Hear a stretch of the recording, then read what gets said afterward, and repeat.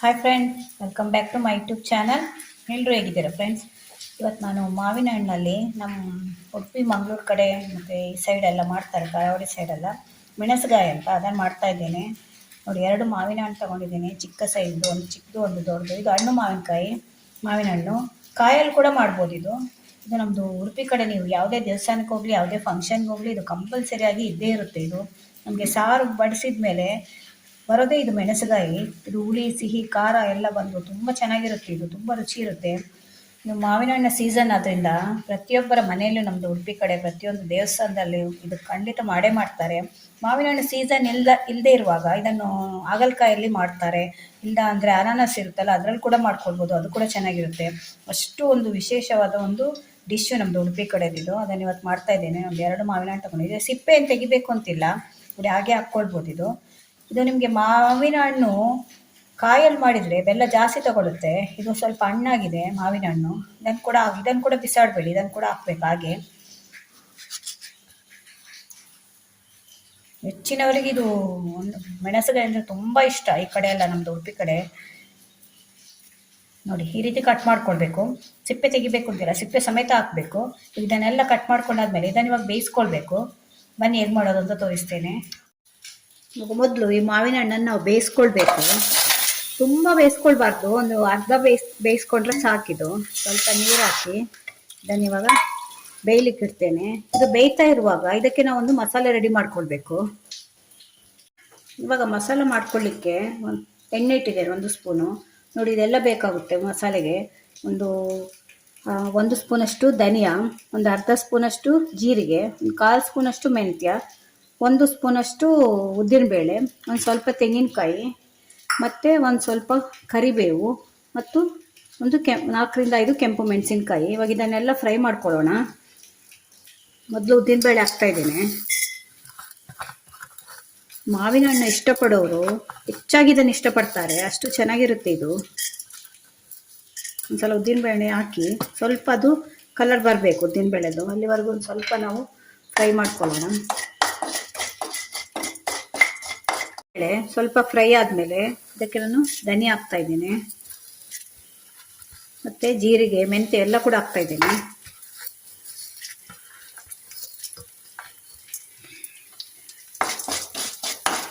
ಒಂದು ಸ್ವಲ್ಪ ಫ್ರೈ ಆಗಿ ಈಗ ಘಮ ಬರ್ತಾ ಇದೆ ಅಂದರೆ ಅಷ್ಟು ಚೆನ್ನಾಗಿರುತ್ತೆ. ಹುಳಿ, ಸಿಹಿ, ಖಾರ ಎಲ್ಲ ಇರುತ್ತೆ ಇದರಲ್ಲಿ. ಕೆಲವರು ಏನು ಮಾಡ್ತಾರೆ ಅಂದರೆ ಅನ್ನಕ್ಕೆ ಕಲಿಸ್ಕೊಂಡು ತಿಂತಾರೆ. ಇದು ಫಂಕ್ಷನಲ್ಲೆಲ್ಲ ಹಾಕ್ತಾರಲ್ಲ, ಕೆಲವರಿಗೆ ಇಷ್ಟ ಆಗಲ್ಲ, ಬೇಡ ಅಂತ ಹೇಳ್ತಾರೆ. ಆದರೂ ಅವರು ಹಾಕಿ ಹೋಗ್ತಾರಲ್ಲ, ಆಗ ಅನ್ನಕ್ಕೆ ಕಲಿಸ್ಕೊಂಡು ತಿಂತಾರೆ. ಕೆಲವರು ಏನು ಮಾಡ್ತಾರೆ ಅಂದರೆ ಹಾಗೆ ತಿಂತಾರೆ, ಕೈಯಲ್ಲಿ ಇಟ್ಕೊಂಡು ಹಾಗೆ ತಿಂದ್ಬಿಡ್ತಾರೆ ಅದನ್ನು. ಅಷ್ಟು ಚೆನ್ನಾಗಿರುತ್ತೆ ಅದು. ಒಂದ್ಸಲ ನೀವು ಕೂಡ ಟ್ರೈ ಮಾಡಿ. ಇದು ನಮ್ಮ ಉಡುಪಿದು ಫೇಮಸ್ ಡಿಶ್ ಇದು. ಮೆಣಸುಗಾಯಿ ಅಂದರೆ ಎಲ್ಲ ಫಂಕ್ಷನಲ್ಲಿ ಇರಲೇಬೇಕು. ಚಿಕ್ಕ ಫಂಕ್ಷನ್ನೇ ಆಗಲಿ, ದೊಡ್ಡ ಫಂಕ್ಷನ್ನೇ ಆಗಲಿ, ಅಥವಾ ದೇವಸ್ಥಾನದಲ್ಲಿ ಏನೇ ಆಗಲಿ, ಪ್ರತಿಯೊಂದು ಫಂಕ್ಷನಲ್ಲೂ ಇದು ಇದ್ದೇ ಇರುತ್ತೆ. ಇವಾಗ ಇದನ್ನು ಸ್ವಲ್ಪ ಮಾಡಿದ್ಮೇಲೆ ಈ ಕೆಂಪು ಮೆಣಸಿನಕಾಯಿ ಇದೆಯಲ್ಲ ಅದು, ಮತ್ತು ಕರಿಬೇವು ಎರಡನ್ನು ಕೂಡ ಹಾಕ್ತಾ ಇದ್ದೇನೆ. ಇದೆಲ್ಲ ಉಟ್ಕೊಂಡಾದ್ಮೇಲೆ ಇದನ್ನು ತೆಂಗಿನಕಾಯಿ ಜೊತೆಯಲ್ಲಿ ರುಬ್ಕೊಳ್ಬೇಕು ನಾವು.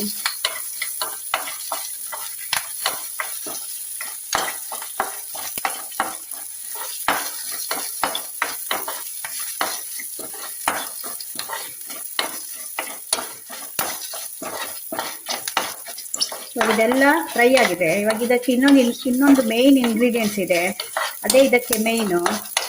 ಅದನ್ನು ಹಾಕಿ ಅದನ್ನು ಸಪ್ರೇಟಾಗಿ ಹುರ್ಕೊಳ್ಬೇಕು ನಾವು.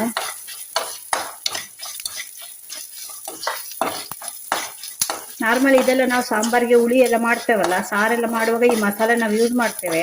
ಆದರೆ ಮೆಣಸುಗಾಯಿಗೆ ಅಂತ ನಾವು ಇನ್ನೊಂದು ಇಂಗ್ರೀಡಿಯೆಂಟ್ಸ್ ಹಾಕ್ತೇವೆ. ಮೆಣಸುಗಾಯಿಗೆ ಹಾಕೋದು ಅದು ಮೆಣಸುಗಾಯಿಗೆ ಮಾತ್ರ ಅದು ಹೆಚ್ಚಾಗಿ ನಾವು ಹಾಕ್ತೇವೆ, ಬೇರೆ ಯಾವುದಷ್ಟು ಯೂಸ್ ಮಾಡಲ್ಲ ನಾವು ಜಾಸ್ತಿ ಅದನ್ನು. ಇವಾಗ ಇದು ಆಲ್ಮೋಸ್ಟ್ ಆಗಿದೆ. ಇವಾಗ ಇದನ್ನು ಆಫ್ ಮಾಡ್ತೇನೆ.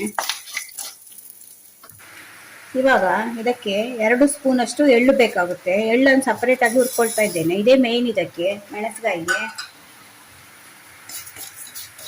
ಒಂದು 2 ರಿಂದ 2.5 ಸ್ಪೂನಷ್ಟು ಎಳ್ಳು ಹಾಕ್ಬೇಕಿದು. ಇದು ಎಳ್ಳು ಹಾಕಿದ್ರೆ ನಿಮಗೆ ಮೆಣಸುಗಾಯಿಗೆ ರುಚಿ ಬರೋದು. ಇಲ್ಲಾಂದರೆ ನಾವು ಸಾಂಬಾರು ಹುಳಿ ಎಲ್ಲ ಮಾಡ್ತೇವಲ್ಲ, ಸಾರೆಲ್ಲ ಮಾಡ್ತೇವಲ್ಲ, ಅದೇ ರುಚಿ ಇರುತ್ತೆ. ಇದು ಎಳ್ಳು ಹಾಕಿ ತೆಂಗಿನಕಾಯಿ ಜೊತೆ ರುಬ್ಕೊಳ್ಳೋದ್ರಿಂದ ಒಂದು ಟೇಸ್ಟ್ ಬರುತ್ತೆ ಅದಕ್ಕೆ. ಒಂದು ಸ್ವಲ್ಪ ಇದು ಫ್ರೈ ಆಗಬೇಕು ಎಳ್ಳು. ನೋಡಿ, ಈಗ ಆಯ್ತು ಇದು ಫ್ರೈ. ಇವಾಗ ಇದನ್ನು ಮಸಾಲೆ ನಾವು ಫ್ರೈ ಮಾಡ್ಕೊಂಡಿವಲ್ಲ ಅದ್ರ ಜೊತೆ ಎಲ್ಲ ಹಾಕ್ಕೊಂಡು ತೆಂಗಿನಕಾಯಿ ಹಾಕಿ ರುಬ್ಕೊಳ್ಬೇಕು. ಇವಾಗ ಇವಾಗ ಮಸಾಲೆ ಎಲ್ಲ ರೆಡಿ ಆಗಿದೆ ನೋಡಿ. ಇವಾಗ ಇದಕ್ಕೆ ಒಂದು 2-3 ಸ್ಪೂನ್ ಅಷ್ಟು ತೆಂಗಿನ ತುರಿ ತಗೊಂಡು, ಹಸಿ ತೆಂಗಿನ ತುರಿ ಇದು, ಇದರ ಜೊತೆ ಹಾಕ್ಕೊಂಡು ರುಬ್ಕೊಳ್ಬೇಕು. ಇವಾಗ ಇದನ್ನು ರುಬ್ಕೊಂಡು ಬರ್ತೇನೆ. ಈಗ ಮಾವಿನ ಹಣ್ಣು ಬೆಂದಿದೆ ನೋಡಿ. ಇವಾಗ ಇದಕ್ಕೆ ನಾನು ಬೆಲ್ಲ ಹಾಕ್ತಾ ಇದ್ದೇನೆ. ಎಷ್ಟು ಬೆಲ್ಲ ಹಾಕ್ತಾ ಇದ್ದೇನೆ ಇದಕ್ಕೆಂದ್ರೆ ಇದು ಒಂದು ಸ್ವಲ್ಪ ಸಿಹಿ ಸಿಹಿಯಾಗಿ ಇರುತ್ತೆ. ಸಿಹಿ, ಹುಳಿ, ಖಾರ ಎಲ್ಲ ಇರುತ್ತೆ. ನೀವು ಸ್ವಲ್ಪ ಸಿಹಿ ಕಡಿಮೆ ಬೇಕು ಅನ್ನೋರು ಸ್ವಲ್ಪ ಕಡಿಮೆ ಹಾಕ್ಕೊಳ್ಬೋದು. ಅದು ನಿಮ್ಗೆ ಇಷ್ಟು ಬೆಲ್ಲ ಹಾಕಿದ್ರೇ ಆ ರುಚಿ ಬರೋದು. ಇಲ್ಲಿ ದೇವಸ್ಥಾನದಲ್ಲಿ ಈ ಕಡೆ ಎಲ್ಲ ಮಾಡ್ತಾರಲ್ಲ, ಉಡುಪಿ ಕಡೆ, ಆಗ ಅಷ್ಟೇ ರುಚಿ ಆ ರುಚಿ ಬರುತ್ತೆ ಇಷ್ಟು ಬೆಲ್ಲ ಹಾಕಿದ್ರೆ. ನಿಮ್ಗೆ ಯಾವ ರುಚಿ ಬರಬೇಕು ಅಂದರೆ ಇಷ್ಟು ಬೆಲ್ಲ ಹಾಕ್ಲೇಬೇಕು. ಬೆಲ್ಲ ಕಡಿಮೆ ಹಾಕ್ಕೊಳ್ಬೋದು, ಆದರೆ ಸ್ವಲ್ಪ ರುಚಿ ಕಡಿಮೆ ಆಗುತ್ತೆ ಅಂತ ಅಷ್ಟೇ. ಯಾಕಂದರೆ ಇದು ಸ್ವಲ್ಪ ಸಿಹಿ ಸಿಹಿಯಾಗೇ ಇರುತ್ತೆ. ಮಾವಿನ ಹಣ್ಣು ಇಷ್ಟಪಡೋರು ಹೆಚ್ಚಾಗಿ ಇದನ್ನು ಇಷ್ಟಪಡ್ತಾರೆ. ಇದೊಂದು ಸ್ವಲ್ಪ ಕುದಿಬೇಕು ಬೆಲ್ಲ ಹಾಕಿದ್ಮೇಲೆ. ಆಮೇಲೆ ನಾವು ರುಬ್ಕೊಂಡಿರೋ ಮಸಾಲೆ ಹಾಕಿ ಚೆನ್ನಾಗಿ ಕುದಿಸ್ಕೊಳ್ಬೇಕು. ಇವಾಗ ನಾವು ರುಬ್ಕೊಂಡಿದ್ದೀವಲ್ಲ, ಈ ಮಸಾಲೆನ ಕೂಡ ಹಾಕ್ತಾ ಇದ್ದೇನೆ. ಇವತ್ತು ಸ್ವಲ್ಪ ನೀರು ಹಾಕಿದೆ. ನಿಮಗೆ ಎಷ್ಟು ನೀರು ಬೇಕು, ತುಂಬ ನೀರು ಕೂಡ ಮಾಡ್ಕೊಳ್ಬೇಡಿ. ಇದೊಂದು ಸ್ವಲ್ಪ ಗಟ್ಟಿಯಾಗಿ ಇರುತ್ತೆ.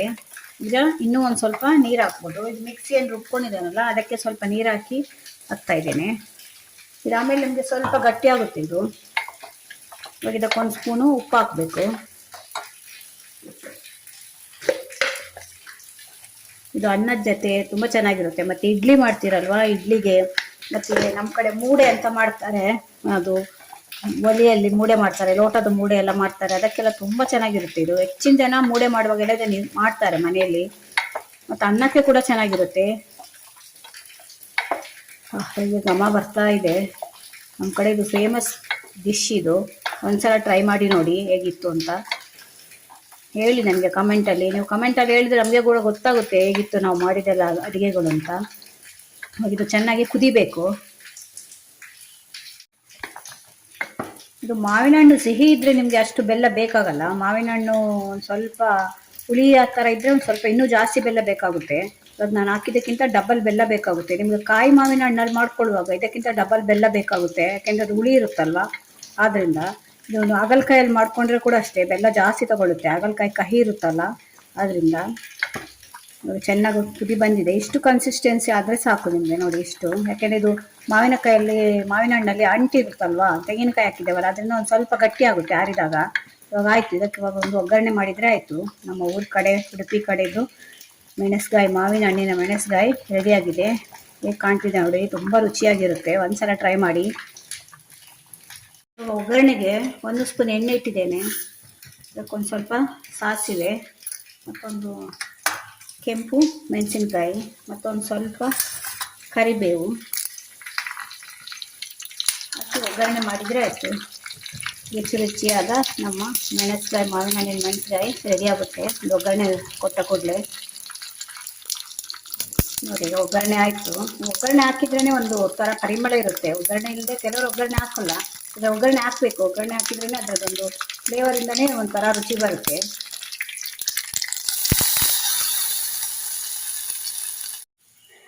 ನೋಡಿ ಫ್ರೆಂಡ್ಸ್, ಮಾವಿನ ಹಣ್ಣಿನ ಮೆಣಸ್ಗಾಯಿ ರೆಡಿಯಾಗಿದೆ. ಹೇಗೆ ಕಾಣ್ತಿದೆ ನೋಡಿ, ತುಂಬ ಚೆನ್ನಾಗಿರುತ್ತೆ. ಕಲರ್ ನೋಡಿ ಹೇಗೆ ಬಂದಿದೆ ಅಂತ. ಇದು ಬ್ಯಾಡಗಿ ಮೆಣಸಿನ್ಕಾಯಿ ಹಾಕೋದ್ರಿಂದ ಈ ಕಲರ್ ಬರುತ್ತೆ. ತುಂಬ ಖಾರ ಕೂಡ ಇರಲ್ಲ. ನಿಮಗೆ ಖಾರ ಬೇಕು ಅಂದರೆ ಇನ್ನೂ 1-2 ಜಾಸ್ತಿ ಹಾಕ್ಕೊಳ್ಬೇಕು. ಇದು ಮೀಡಿಯಮ್ ಖಾರ ಇರುತ್ತೆ. ಕಲರ್ ಮಾತ್ರ ಕಾಣ್ತಿದೆ, ತುಂಬ ಖಾರ ಏನಿರಲ್ಲ. ಇದು ತುಂಬ ಚೆನ್ನಾಗಿರುತ್ತೆ. ಇದು ದೋಸೆ ಜೊತೆ, ಅಥವಾ ನಿಮಗೆ ಇಡ್ಲಿ ಜೊತೆ, ಅಥವಾ ನಾವು ಮೂಡೆ ಅಂತ ಮಾಡ್ತೇವೆ ಈ ಕಡೆ, ಅದರ ಜೊತೆ, ಮತ್ತು ಅನ್ನದ ಜೊತೆ, ಎಲ್ಲರ ಜೊತೆ ಕೂಡ ಚೆನ್ನಾಗಿರುತ್ತೆ. ಸಿಹಿ, ಹುಳಿ, ಖಾರ ಎಲ್ಲ ಮಿಕ್ಸ್ ಆಗಿರುತ್ತೆ. ಒಂದ್ಸಲ ಟ್ರೈ ಮಾಡಿ ನೋಡಿ. ಇದು ನಮ್ಮ ಉಡುಪಿ ಕಡೆದ್ದು. ಈ ವಿಡಿಯೋ ನಿಮ್ಗೆ ಇಷ್ಟ ಆದರೆ ನನ್ನ ಚಾನಲ್ನ ಸಬ್ಸ್ಕ್ರೈಬ್ ಮಾಡ್ಕೊಂಡು ನೋಡಿ. ಇದೇ ಥರ ಹೊಸ ವಿಡಿಯೋ ತೊಗೊಂಡು ಮತ್ತೆ ಬರ್ತೇನೆ. Bye friends.